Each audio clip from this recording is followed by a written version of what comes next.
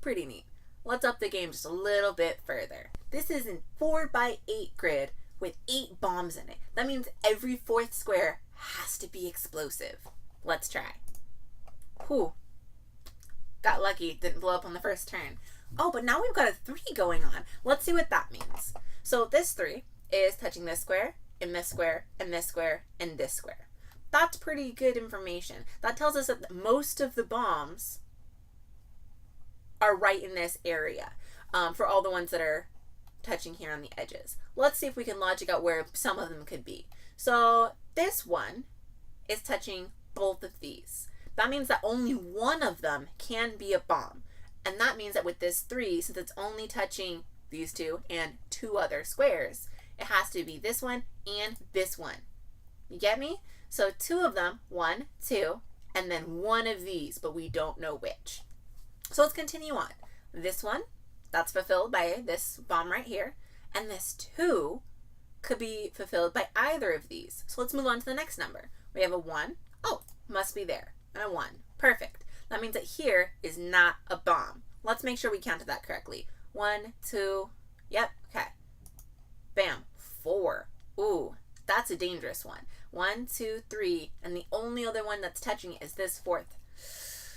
That puts us in a little bit of a pickle. So that's 4 bombs out of 8. And at this point, we have no idea what's happening in this part of the grid, and one of these is for sure a bomb, but we can't tell which it is. That means that, okay, so 1 and then 3 more bombs in this area over here, and we just have no clue where they could be. This is where luck comes into play. We might be dying right here. Yeah. Let's see if we can try this again. It's pretty easy once you get into the flow of things, and it's much easier if you have a fewer number of bombs and a smaller grid, because then you can pick exactly where all the uncertainty is going to be, and that's how the game is run. Uncertainty versus certainty, as in luck versus logic. One more time. That one. Ooh, this one brings up a couple of really cool rules. So 2, 2, 2. These 2s are all next to each other, but since there's a 2 in the center and they're only touching 3 tiles, that means that at least one of these cannot be a bomb, but 2 of them have to be. To figure out which it is, we need to go to the one that is most isolated, and that would be over here. This 2 is only touching 2 squares, and that means this is a bomb and this is a bomb. There's no other options for this 2. And that means that this 2 can't be touching a 3rd bomb right here. Congrats! This 2, however, is touching only 2 squares, this one and this one, so that must also be a bomb. And that's pretty cool because this other 2 that we revealed is also touching only 2 bombs and only 2 squares. So we know exactly where those bombs must be. Now let's go on to this 3. 1, and then there's 3 more squares that are touching this 3. That's a little bit harsher because we have no idea which ones of this it could be. But let's move on to this next 2 and see if that can help us out. So 2 of these 3 squares must be a bomb. Oh, but we don't have any information directly from this 2, since there's 3 squares. So let's go to the 1. All right. That means that there's 1 bomb here or 1 bomb here, but not both. Oh, but with this 2, it needs 2 bombs to be touching it. And since these are 2 out of the 3 squares, this one must be a bomb. Pretty neat trick. So, if we're going to be continuing in this vein, then we know that this 2 can only be touching 1 more bomb over here. This one has to be one of those. Ooh, it's a 50-50 choice, Let's see if we can figure it out with the 3. 1, 2, and then 1 or 2. Ooh, but not both. That's a little tricky because how do we know? This one's a 50-50 and this one's a 50-50. But wait, we do have more information. See, just the same way as this 1 makes it so that this 2 can't be touching 2 right here, all right? Because this 2, it's also touching these 2 squares, but the 1 makes it so only one of those is a bomb. The same thing happens with this 3. See, if we just ignore this and pretend that this one's a 2, it's going to be 2 2s right next to each other. And so that means that out of these 3 squares, a maximum of 2 of them can be a bomb. Because if it's this square, then this 2 is fulfilled and the 3 is fulfilled. And if it's this square, then the 3 is fulfilled right there and the 2 has to be here. Ooh, but that gives us another little bit of, because it's still a 50-50. Is it this square and therefore fulfilling both of them, or is it this one and this one and therefore fulfilling both of them?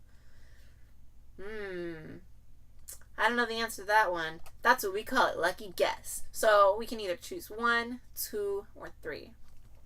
I'm going to click over here.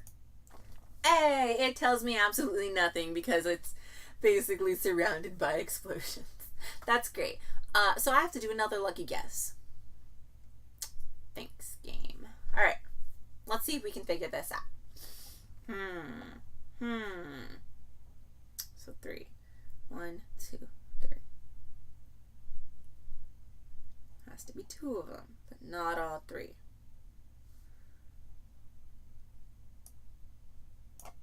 Hey! Lucky guess. So, this 3 actually does give us a little bit of information. Not very much, but at least something.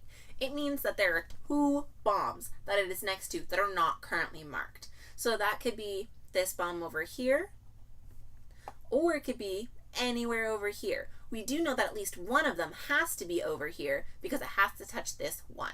So that's 1 bomb, 2 bomb, okay?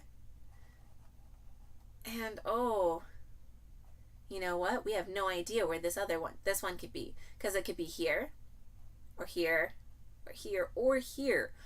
Oh, but wait, if the 1 has to be touching it, right? So that square, that square, that square, that square, so it can touch both the 3 and the 1.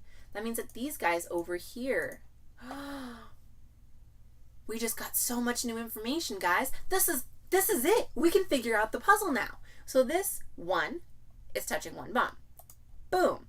This 1 is fulfilled by that.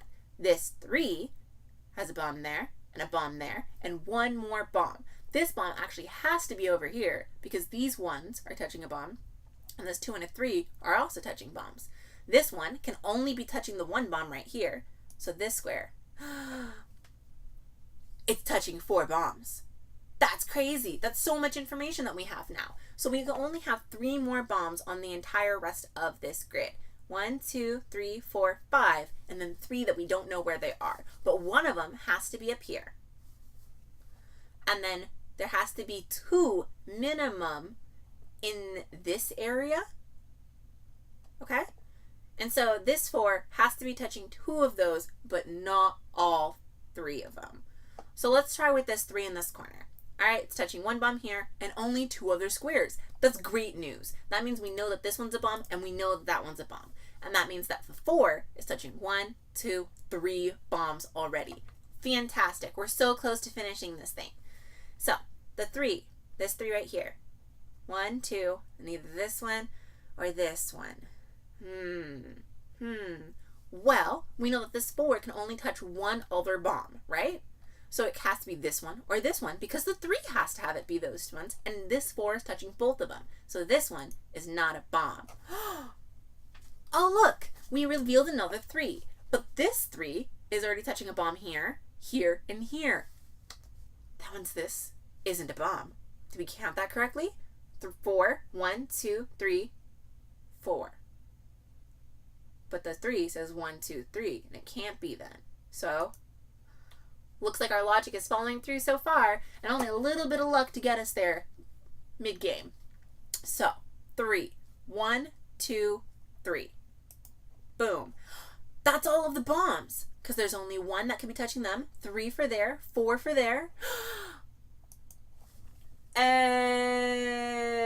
Hey! We figured it out. So this is how you play Minesweeper. It's a lot of like, I don't know, maybe, and like trying to figure it out from like both sides of the bombs and across the room. But once you actually get the hang of it, it's pretty fun and kind of relaxing, but it does get pretty frustrating when the luck side of it and the logic side of it clash and you just have to guess and you're really worked up about it and you got so far and there were 700 bombs and you got 698 of them, and then goes down to 2 50-50 chances and you lose one of them, then it's just game over and just... But you get the point. This game of logic and luck is pretty fun to deal with, and it's pretty easy once you actually figure out that you aren't actually in control of it.